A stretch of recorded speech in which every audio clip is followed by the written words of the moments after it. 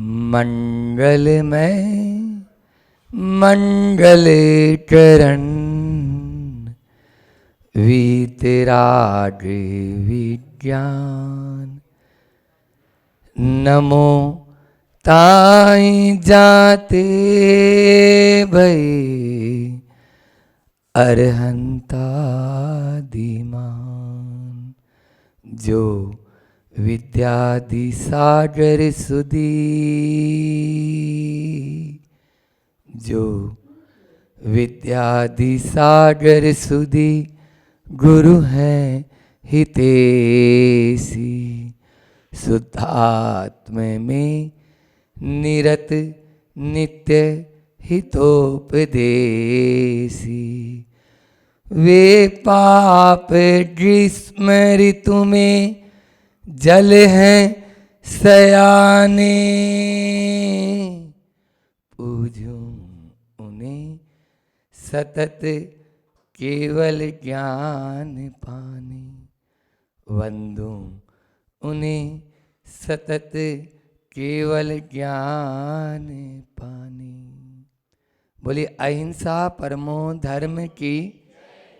वर्तमान शासन नायक महावीर स्वामी की।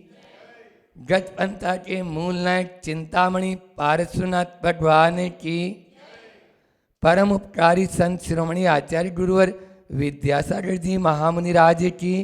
पूज्य मुनि श्री 108 दुर्लभ सागर जी महाराज की।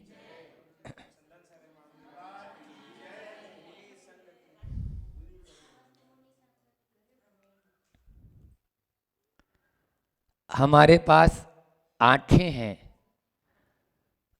और आंखें हैं तो दृष्टि भी है। उस दृष्टि के माध्यम से हम इस दृश्य जगत को देखते हैं। बहुत सारी चीजें हमें दिखाई देती है और बहुत सारी चीजें हमें दिखाई नहीं देती है। लेकिन जो दिखाई नहीं देती है वो है नहीं, ऐसा तो है नहीं।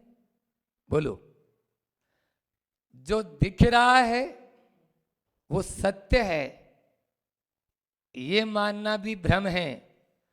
और जो नहीं दिख रहा है वो असत्य है, ये मानना भी भ्रम है। उदाहरण दे देता हूं। दूर जमीन और आसमान मिलते हुए नजर आ रहे हैं, उसको क्षितिज बोलते हैं। उस क्षितिज के लिए कहा गया कि तुम्हें लग रहा है कि देखो वहां पर आसमान और धरती एक हो रहे हैं, चलो वहां चलते हैं। आप वहां जाएंगे, आपको फिर से वहां से उतना ही दूर नजर आएगा आसमान और धरती मिले हुए। लेकिन फिर उतना ही दूर जाओगे तो और आगे भी। कभी भी आसमान और धरती मिले हुए हैं क्या? कहीं पर नहीं, जबकि दिख रहा था। अच्छा ये बताओ, अब जो नहीं दिख रहा उसका उदाहरण भी दे देता हूं कि अपने पूर्वज दादाजी के दादाजी को आपने देखा क्या? तो थे या नहीं?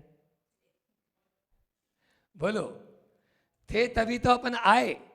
तो इसलिए जो दिख रहा है उसको वैसा ही मान लेना भ्रम है, और जो नहीं दिख रहा है उसको अपन यदि नहीं मान रहे तो भी भ्रम है। इसलिए भ्रम में नहीं जीना है। आप देखते हैं जब पानी में कोई लकड़ी का टुकड़ा है, वो लकड़ी के टुकड़े को जब अपन देखते तो कैसा नजर आता है?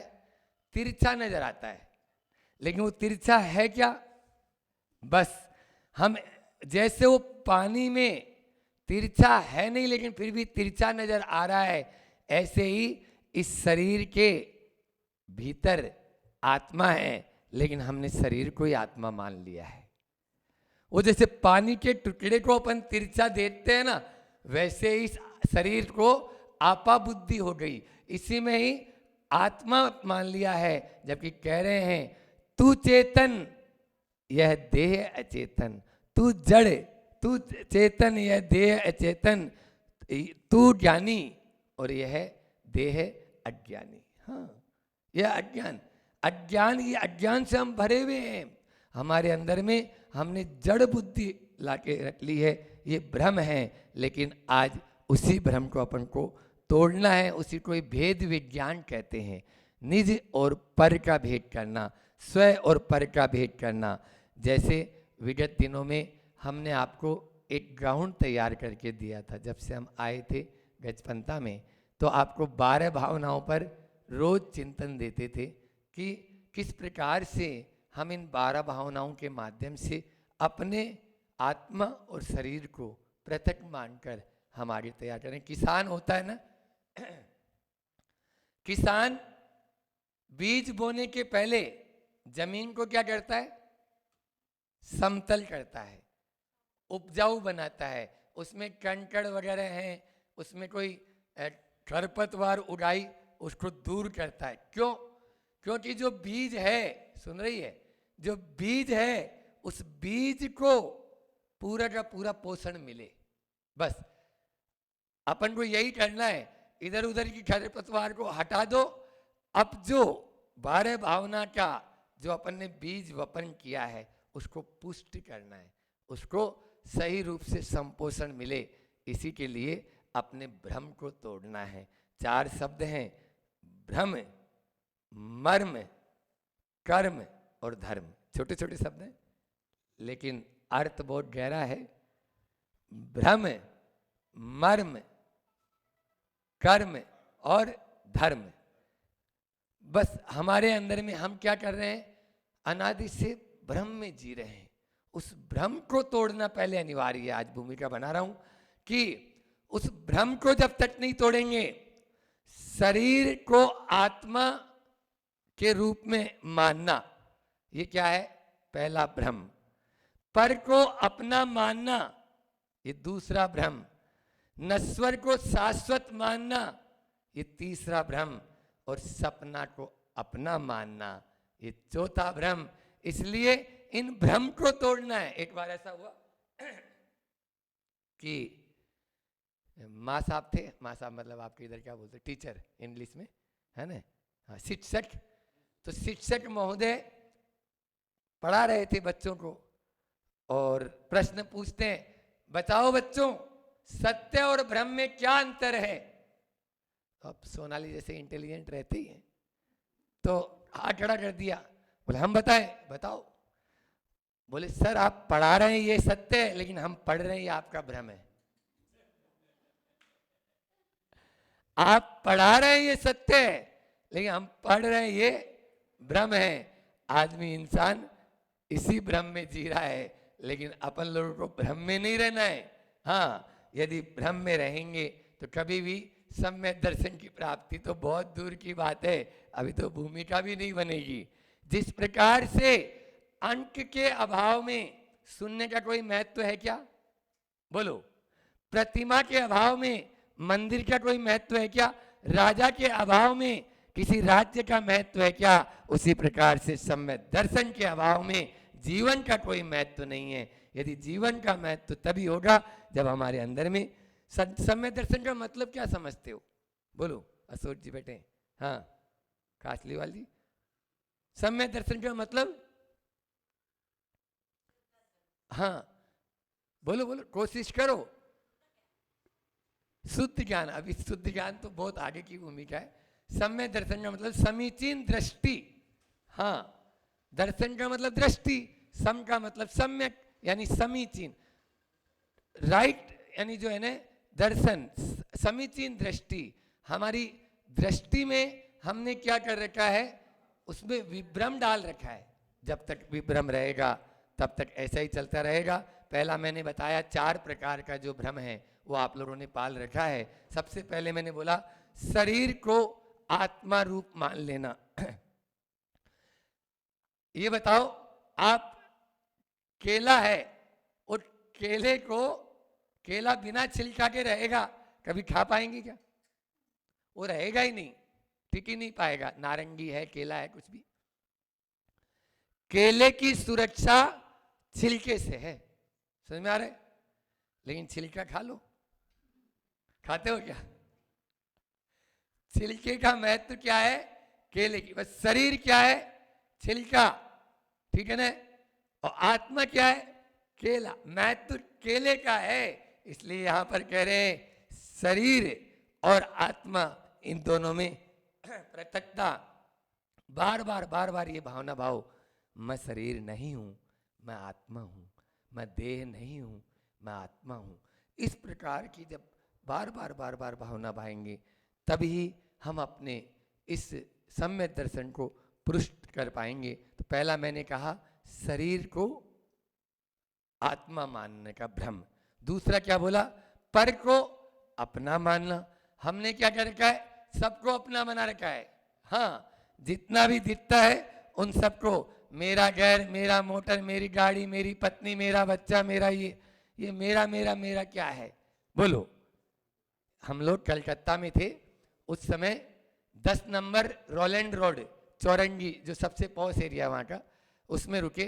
बहुत बड़ा, मतलब यानी समझ लीजिए जैसा अपना ये है ना गजपंथा का नीचे का मसरूल का मंदिर, इससे भी बड़ा एरिया एक व्यक्ति के पास में था, सुमेर चंद जी चूड़ीवाल। उनका वो बंगला था, अंग्रेजों के ज़माने का बंगला उसमें। तो हम लोगों ने कहा कि भाई आपके पास तो बहुत सारी संपत्ति, और ये मतलब पॉश एरिया में इतना बड़ा एक बंगला, 2-3 मतलब। बोले महाराज जी मेरे पास है, मेरा नहीं। बोलो, ये बात जो है ना आज तक याद है, मेरे पास है, मेरा नहीं। हाँ, आप लोग भी ऐसा ही सोचेंगे, मेरे पास में तक। और इसका महत्व कब तक? राजा भोज की कहानी आती है। राजा भोज ने अपनी पूरी संपत्ति का, कवि थे और कवि तो वैसे भी कविता बना ही लेता है, तो राजा भोज अपनी पूरी जितनी सगे संबंधी, जितनी संपत्ति, उसको एक कविता में निबद्ध कर रहा था। रात में नींद तो लग नहीं रही थी, तो पहली लाइन बोली,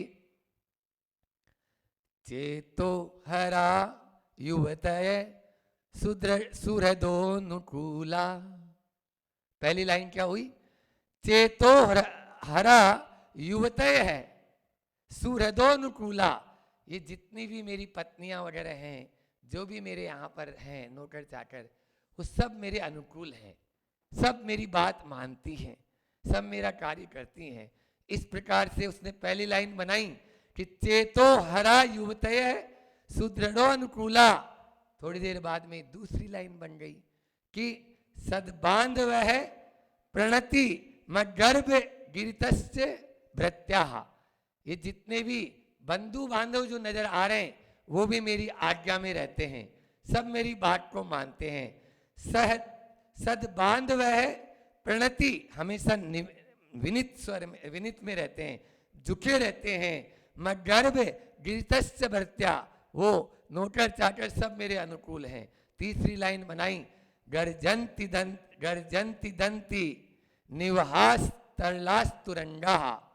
मतलब मेरे जो घुड़साल है उसमें घोड़े हिनाते हैं और हाथी चिंगारते रहते हैं। मतलब खूब भरा पूरा मेरा अस्तबल है, भरा पूरा मेरा जो है सैन्य बल है, भरा पूरा मेरा अश्वबल है। इस प्रकार से उसने अपनी 3 लाइनें बना ली। चेतो हरा युवतय सुहृदोनुकूला सद्बांधवा प्रणतिम गर्भ गिरितस्य भृत्या गर्जंती दंती निवहास तरलास तुरंगा। अब 3 लाइन तो बन गई, अब चौथी लाइन याद नहीं आ रही है। अब चौथा चरण जब तक पूरा नहीं होए तब तक कविता पूरी नहीं हुई और नींद भी नहीं आ रही। बहुत देर हो गई। ये 3 विजय जी, हाँ, तो ये 3 जो है पूरा हो गया, ठीक है। अब चौथी बन नहीं पा रही है। चौथी लाइन, 3 लाइनें कौन सी बोली हमने? बोलो। पहली बोला कि युवतियां यानी पत्नियां जो है वो मेरे अनुकूल है, बंधु बांधव नौकर चाकर मेरे अनुकूल है, और मेरा सैन्य बल वैभव राज्य का खूब है। ये 3 लाइनें बन गई। अब चौथी जब तक नहीं बने सोए नहीं। अब जो भोज राजा थे उनके पलंग के नीचे चोर घुसा हुआ था, वो ये देख रहा था कि ये सोए तो मैं चोरी करूं, सोए तो चोरी करूं। अब ये मत पूछना कि राजा के महल के अंदर उसके पलंग के नीचे चोर कैसे घुसा। हाँ, पर घुसा, कविता के अंदर है तो घुसा, इतना मान के चलो। हाँ, ये मत समझ, अपना दिमाग नहीं तोड़ा कैसे घुसा था। तो अब वो जो है वो भी कवि था, वो चोर भी बहुत अच्छा कवि। तो ये 3 लाइन जैसे ही बोली, चेतो हरा युवतय सुहृदोनुकूला सद्बांधवा प्रणति मगर्भ गिरितस्य भृत्या गर्जंती दंती निवहास तरलास तुरंगा। नीचे से आवाज आई, सम्मीलने नयनो नयनयो होनी किंचित अस्ति। अर्थ क्या हुआ महाराज, ये तो बता दो कि नेत्रों के बंद होते ही कुछ भी आपका नहीं है। ये जिसके लिए आप अहंकार कर रहे हो ना, ये केवल मात्र तब तक है जब तक आपकी आंखें खुली है। आंखें बंद हुई, बस सपना टूट गया। बोलते हैं ना कि जब आंखें खुली तो सपना गया, जब आंखें खुली तो सपना गया, और जब आंखें मूंदी तो अपना गया। जब आंखें मूंदी तो अपना गया। अरे नश्वर है ये संसार। जब आंखें चढ़ी तो दफना गया, जब आंखें चढ़ी तो दफना गया। उठाओ, पत्नी भी कहती है अब यहां रखने की जरूरत नहीं है, आप ले जाइए। ये है क्यों? क्योंकि अब समझ में आ रहा है उसको, इतने दिन तो मेरा पति था ने, अब बोल रहे नहीं, जो था उससे आपने। क्योंकि ये शरीर और शरीरी दो हैं, ये दोनों भिन्न हैं। शरीर से और शरीरी से, इस शरीर का महत्व तब तक ही है जब तक ये शरीर ही भीतर है। यदि रथ ही नहीं है तो रथ का कोई महत्व नहीं। उस राजा भोज को समझ में आ गई। उसने देखा ये पंक्तियां किसने बोली कि आंखों के मुंद जाने पर कुछ भी अपना नहीं है, ये किसने बोला? चारों तरफ देखा, तब नीचे से आवाज आई, यदि अभय हो तो मैं बाहर आऊं। हाँ अभय है। वो बाहर आया और उसको राजा भोज ने गले लगा लिया। पहले के राजा भी ऐसे होते थे कि तुमने तो वास्तव में मेरी आंखें खोल दी। ये है दृष्टि का कमाल। समझ में आ रहा है? आंखें खोल दी, क्योंकि वो ये समझ रहा था कि मेरी इतनी संपत्ति, इतनी संपत्ति, इतना वैभव मेरा है, लेकिन ये वैभव कोई काम का नहीं जब तक कि ये आंखें पर्दों के पलकों के पर्दे पड़ते ही सब नाते रह जाते हैं। रविंद्र जैन की पंक्तियां बहुत सार्थक है। 4 दिनों की प्रीत जगत में 4 दिनों के नाते हैं, पलकों के पर्दे पड़ते ही सब नाते रह जाते हैं।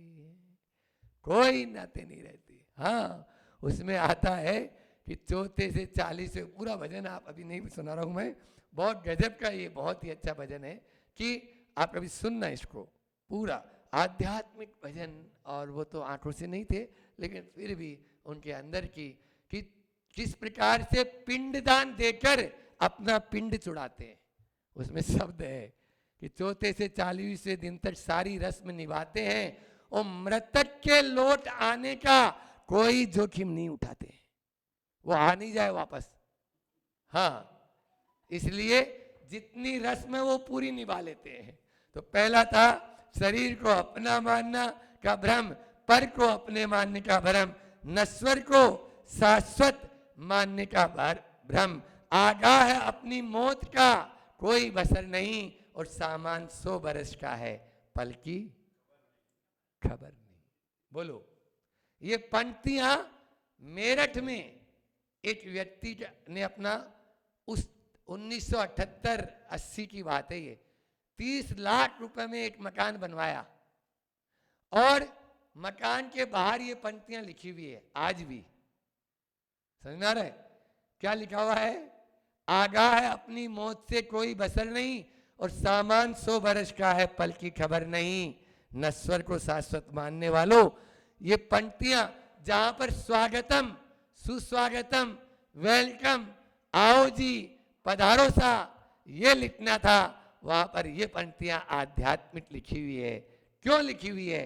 कारण ये था, जिस दिन उस मकान का गृह प्रवेश होना था, जिन्होंने धूप में खड़े रहकर छतरी लगाकर वो मकान बनवाया था, गृह प्रवेश के समय एक पांव अंदर और एक पांव बाहर, और हाथ फैल हुआ, वहीं पर वो लुढ़क गए।